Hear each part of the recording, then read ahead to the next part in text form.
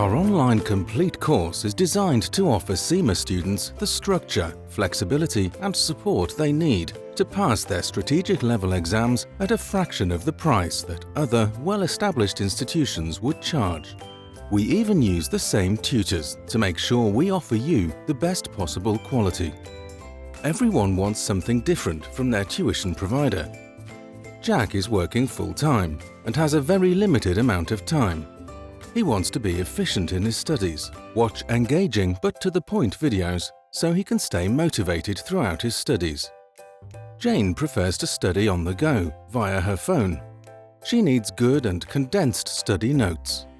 Ben learns best by doing, by practicing questions after every chapter, every part, and then mixed mock simulations. 600 revision questions is just what he requires to boost his confidence.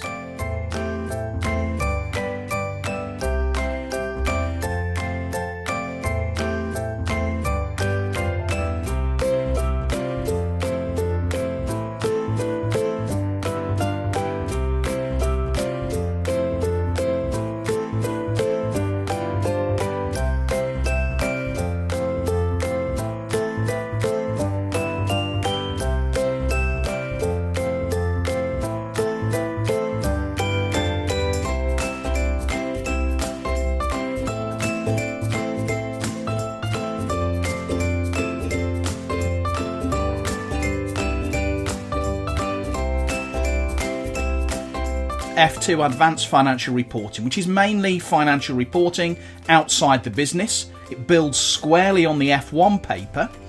It is mainly financial reporting, but there is a little bit of financial management in there too, particularly financing long-term projects. Should we choose debt or should we choose equity? But apart from that, it's essentially a walk through several financial reporting standards, including standards on financial instruments, on provisions, leases, foreign exchange, revenue, so things like long-term contracts and how we recognise revenues and profits as we're going along, and intangible assets like goodwill.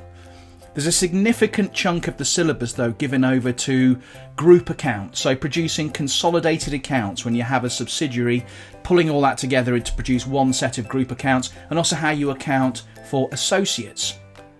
There's a little bit in there on integrated reporting towards the end, which is the future of financial reporting in many ways. It's about focusing on a broader group of stakeholders and producing a wider range of information than just financial information. And then at the end, we have some financial statement analysis, so how you understand and read financial statements using ratios.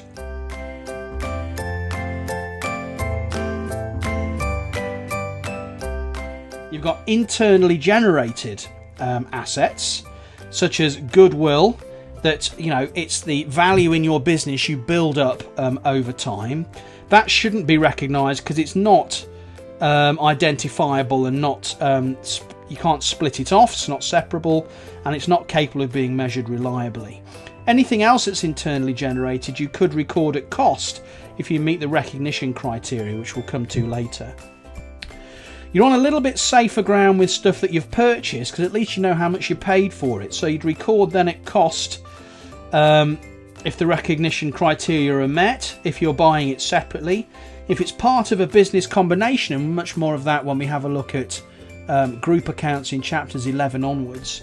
But if it's part of a business combination, record that at fair value, assuming the asset is identifiable and we can measure fair value reasonably reliably. Otherwise, it's included as part of goodwill.